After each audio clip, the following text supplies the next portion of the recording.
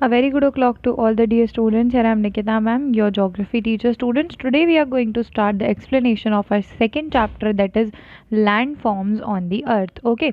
So what do you mean by the landforms? Landforms means shape of the earth. Okay. You can see different shapes on the earth. Okay. Right. What are those shapes? Mountain, plains, plateaus, valleys. Okay. Many of these shapes have been formed, and actually every of the shape has been formed by some processes that are taking place inside or outside the earth's crust, okay, which leads to the formation of different shapes of the landforms. Now we will study about what are those processes and how do they act upon the surface of the earth, which leads to the formation of different kinds of landforms. Okay, when you people must be know that when earth was formed more than 4 billion years ago, it was a fiery ball of molten rock. Okay, earth was क्या थी? earth एक fire ball थी rock की, molten rock की, ठीक है, पिघली हुई rock की. एंड व्हेन इट कूल्ड, जब ये कूल्ड हुई तो एक थिन सॉलिड क्रस्ट बनी ऊपर से जिस पे हम रहते हैं सरफेस पे, और इंटीरियर जो था अर्थ का वो सॉलिडिफाई होके दो लेयर्स में और डिवाइड हो गया जिन्हें हम कहते हैं mental and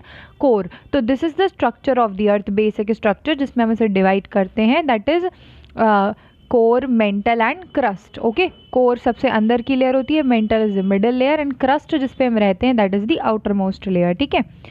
and over the time क्या हुआ कि अर्थ पे कुछ फोर्सेस ने ऐसे एक्ट किया कि कुछ इंटरनल फोर्सेस ने ऐसे एक्ट किया कि जो अर्थ थी that divided into several small land masses, कुछ लैंड मासेस में बट गई सराउंडेड बाय दी ओशंस. और जब वो लैंड मासेस अलग अलग हुए, you will study in this class also about a super continent called Pangaea. ठीक है. पहले जो 7 कॉन्टिनेंट्स हम आज पढ़ते हैं they did not existed, only a super continent existed जिसका नाम था पैंजिया. ओके. और अर्थ के अंदर होने वाली एक्टिविटीज़ की वजह से दैट पैंजिया या that super continent divided into different continents. Okay. और उनके बीच का जो स्पेस था, जब वो टूटा, अलग हुए कॉन्टिनेंट्स, उनके बीच का जो स्पेस था that was filled by the water bodies जिन्हें आज हम ओशंस कहते हैं. ओके. एंड आज क्या है अर्थ का scenario, that 71% of the earth is covered with the ocean and only 29% is covered with the land masses. Okay.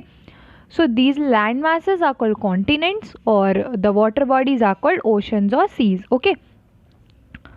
Now students, the surface of the continents is not flat. हम देख रहे हैं continents पे हम रह रहे हैं. Okay, different continents, Asia, Africa, Europe, North America, South America, Antarctica, Australia. Okay, ये सब क्या है? Flat नहीं है. They have different shapes existing upon their surface. ठीक है. इनकी surfaces पर different shapes हैं. कैसे? Somewhere there are mountains, big mountains, like in Asia we see the Himalayan mountain ranges. Okay. Somewhere there are great high plateaus, like in India we see the Deccan Plateau. Okay. And somewhere there are large stretch of plains like prairies. Okay, these are the grasslands. Okay, so there are vast stretch of plains. Another many important landforms also exist over the earth. Okay. So in this chapter we'll look upon the important landforms of the earth and how they were made. We will try to understand that how they were made. So there are some process, कुछ process होती हैं, kinds of process जो अर्थ के surface को shape देने में help करती हैं. Okay. One is endogenous process and second is exogenous process. Okay, endogenous process means that is taking place inside, or the forces that are active below the crust of the earth. अर्थ की crust के नीचे, यानी उसकी surface के नीचे जो forces act कर रही हैं, दोज आर एंडोजेनस फोर्सेस. ये एंडोजेनस फोर्सेस जो होती हैं, प्रोसेस जो होती हैं, वो स्लो होती हैं, बहुत स्लो होती हैं. अर्थ के नीचे टेक्टोनिक प्लेट्स हैं, हमने ये भी पढ़ा है. Okay.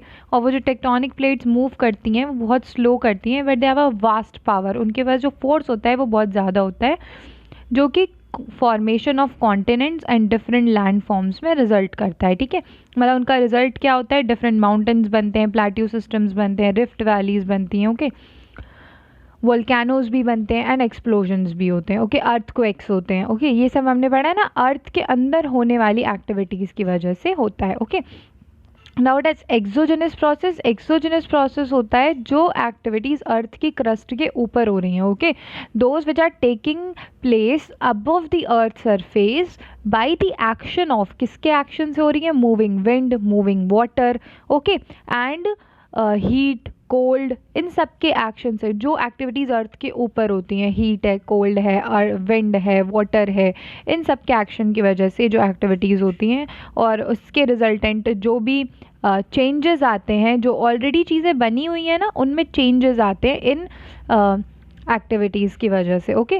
So these are exogenous forces. अब हम देखते हैं कि एक्सोजेनस फोर्सेस क्या होती हैं, जैसे weathering of rocks, chemical weathering. Weathering का मतलब होता है रॉक्स का कटना, टूटना, ओके, और उनकी शेप्स में चेंज आना, बेसिकली कटना, okay.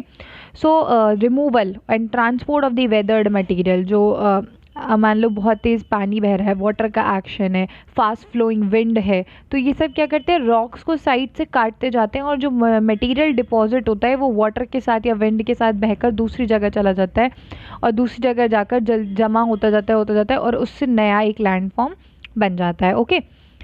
So exogenous and endogenous दोनों process work together to create the surface of the earth that we see us around today, okay. जो आज हम अपने आसपास देखते हैं वो सारे लैंडफॉर्म्स जो हैं इन दो प्रोसेसेस के रिजल्ट हैं। अब कुछ यहाँ पे हम एक चार्ट देख लेते हैं, forces that shape the earth surface. इसमें क्या है हमारा, कुछ फोर्सेस हैं जो अर्थ सरफेस पे कैसे एक्ट करती हैं, ये हम आपको दिखाते हैं। सी, फर्स्ट इज एंडोजेनस प्रोसेस, हमने पढ़ लिया, large scale process that create relief. Relief मतलब जो लैंडफॉर्म या जो शेप अर्थ से उठा हुआ है, ओके, उसे हम कहते हैं रिलीफ, ओके। तो सारे लैंडफॉर्म शेप्स जो होते हैं वो अर्थ से थोड़ी ऊंचाई पर ही होते हैं, माउंटेन्स हैं, प्लेट्यूज हैं, हिल्स हैं, ओके। एक्सोजेनस फोर्सेस क्या होती हैं, these are continuous but localised process, ठीक है, हर जगह पर अलग अलग प्रोसेस होती है विंड वाटर के एक्शन से, that modify the change relief, ठीक है। ये रिलीफ फॉर्मेशन का काम करती हैं, क्रिएट रिलीफ एंडोजेनस प्रोसेस, और ये उन्हें मॉडिफाई या चेंज करती हैं, okay, exogenous process. So they are also called gradational process, ठीक है। नॉट टेक्टोनिक प्रोसेस क्या होती है, ऑल्सो कॉल्ड डायट्रॉफिज्म। ये दो प्रोसेस होती है टेक्टोनिक प्रोसेस से, यानी जो प्लेट्स का मूवमेंट होता है उससे, और इग्नियस प्रोसेस। इग्नियस यानी जो इग्नियस प्रोसेस होती है जब वॉल्केनो एक्सप्लोड होता है, फटता है, तो उससे जो लावा बाहर आता है उसके सॉलिडिफिकेशन से भी कुछ रॉक्स फॉर्मेशन होते हैं, ठीक है।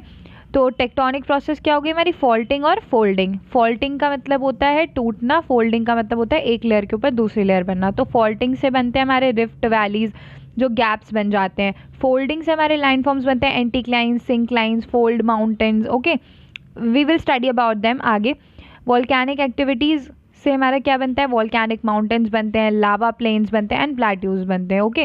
Now coming to the exogenous forces को कैसे डिवाइड करते हैं, डिग्रेडेशन और aggradation. Degradation means breaking down, ठीक है, वेदरिंग की वजह से ब्रेक डाउन भी हो सकता है, और एग्रेडेशन यानी building up.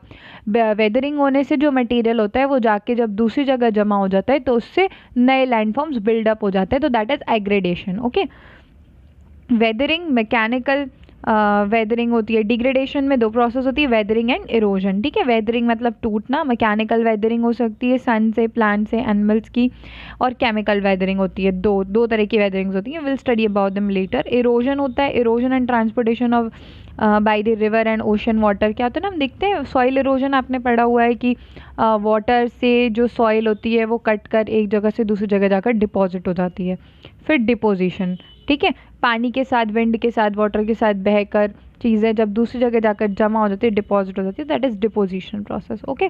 So hope it is clear to you all, keep studying till then, thank you.